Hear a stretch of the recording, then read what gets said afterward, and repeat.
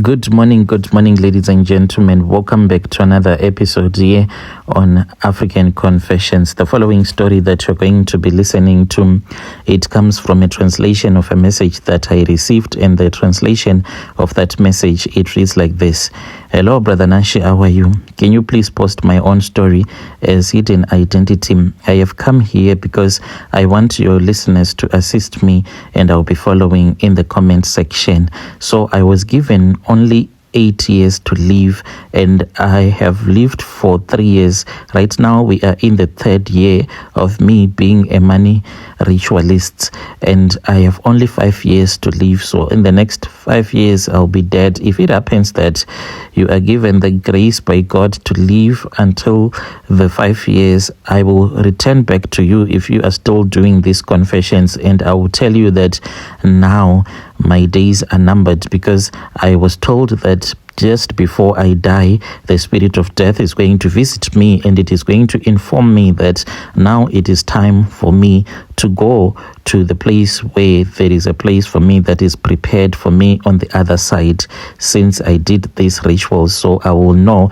and I will come and I will inform you about my pending death. And I know that I am going to die because I did these rituals. I did these rituals not because I wanted to, but because of the situation that I was facing in my life. When life is good, your wife, she will love you with all of her heart. But when life is painful, when life is dark, your wife will show you the other side. There is no woman who wants to be with a man that is poor and broke. Even if you used to treat her nice, once things go bad, your wife will turn her back on you. When days are dark, relatives and friends are quite few. That one I found out after I had lost my job as a truck driver. There was a time when I used to assist my relatives. I can say that the majority of my relatives that came to South Africa, it was through me. I was the one that assisted them, each and everyone that came to South Africa. I helped them so that they can get a job here in South Africa. I was working in the farms at that time, but I made sure that I assisted them financially. But when things went wrong in my life, there was none of my relatives that wanted to offer me the same support that I had offered them. When I would call someone, they would avoid picking up my calls because they thought that it was me trying to ask them for help or for advice, and they were tired of giving me advice because my wife had already moved on, and it was difficult for me to accept that my marriage was over because I had lost my job. And I discovered that your friends, your relatives, they only stick by you because your life will be going great. Once you fall off and you do not have anything, then you will discover who your true relatives and true friends are. The majority of them, they will just turn their backs on you. Before all of this had happened, I had a normal job, a regular guy working in the farms. And then that was when I had an idea with the guy that I was working with. And then we said, the money that we are making here in the farms, we are not going to achieve anything in life. In order for us to be able to take care of our wives so that we can at least enjoy life, how about we go back home and we apply for driver's licenses, and we come back to South Africa and we start gaining experience. And when we see that we have experience, then we would be able to apply for a job as truck drivers. That is what we agreed upon, me and my friend. We then went to Zim and we got our driver's licenses.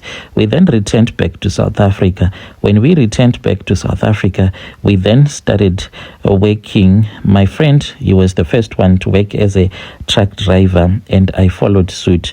He found a job for me. The problem was that I had never used a Superlink trailer ever before in my life, so I still had difficulties to reverse that superlink. But like many truck drivers, I was going to learn on the job. But unfortunately, one day my boss said that he wanted to accompany me where I was supposed to go and deliver a load. So when we arrived there, it was at a hardware. At that hardware, there was a small space in which you were supposed to enter using reverse, and as someone that had never reversed a link before, it was very difficult for me to enter. I struggled until my boss grew tired of me and he fired me on the spot.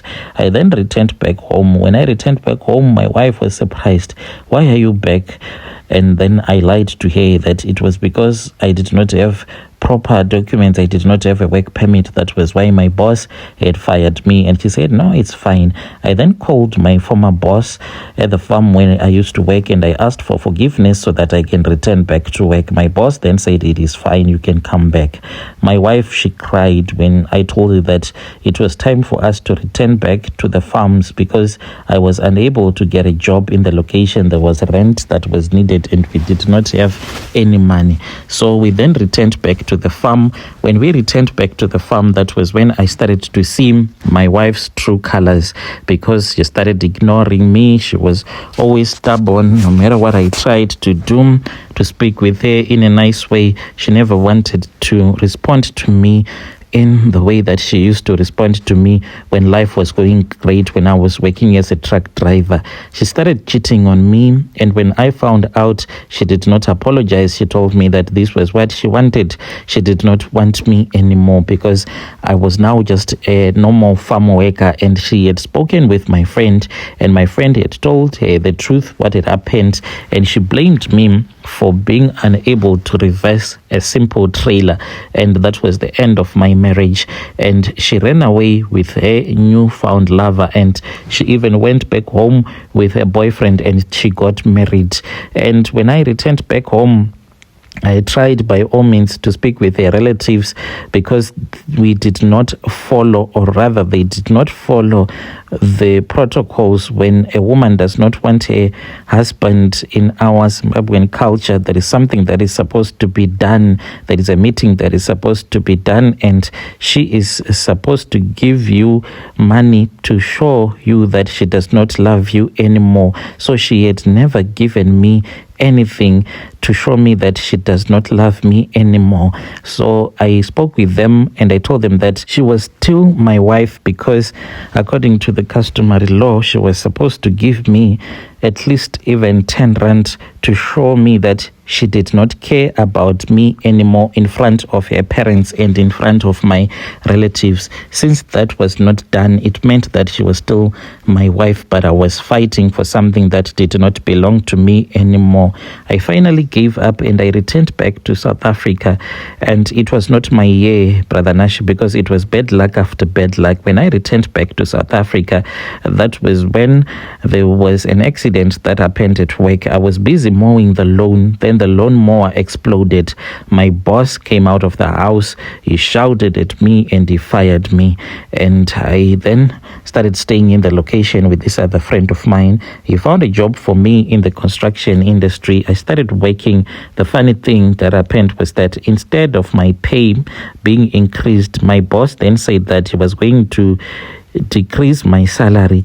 I was even unable to buy an underwear with the money that I was making, because all that I could do was to buy food and to pay rent.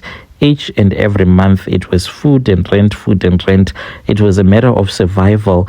I could not save any money anymore. I became suicidal. On many given nights, I would pray to God, asking God to deliver me, to at least show himself to me that he cared for me, because I was at the end of the line and I needed hope, and there was no hope to be found. Fast forward, Brother Nashi, there was one night I even had red poison in my hand, because I was asking myself, where will I go with this life? Because I had tried almost everything, but nothing was working. There was one time when I had money in my bank account, and that money, it just vanished. And I had a dream. The dream that I had, I saw this other relative of mine. She came into my dreams, and she came to me, and she said that I owed her money. Until I would have paid off the money that I was owing her, it meant that I was going to suffer.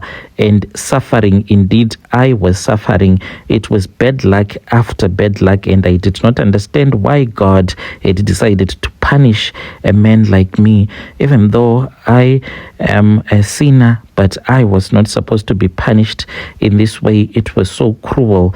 I felt as if it was cruel what was happening in my life. I tried to pray on that night to God. I was even crying, saying, God, please reveal yourself to me. But there was no answer that came from the heavens. When I saw that there was no answer that came from the heavens, I then went on the bed. I was getting ready to commit suicide. That was when I remembered my kids, because the man that married my wife, I had heard rumors that he had told my wife that he was unable to take care of the kids, and he said that he does not want to see the kids at his house because they have a father, and he wanted my wife to return the kids back to my mother. So when I heard about that, I was so suicidal, but at the same time I said, if I die, what about my kids? That was when I went on Facebook. I did not even know about YouTube before that. I was always on TikTok and Facebook.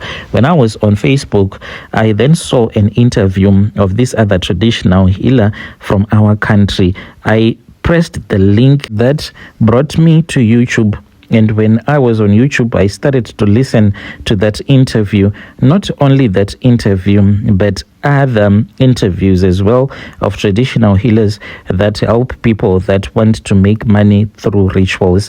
I was very interested in each and everything that I was hearing and looking at. I then took the phone numbers of that traditional healer.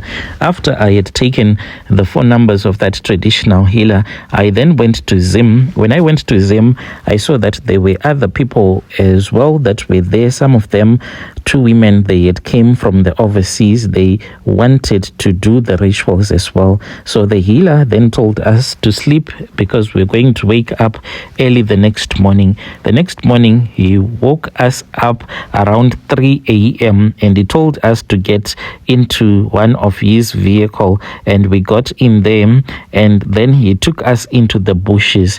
When we were in the middle of the forest, that was when he told us to strip ourselves naked.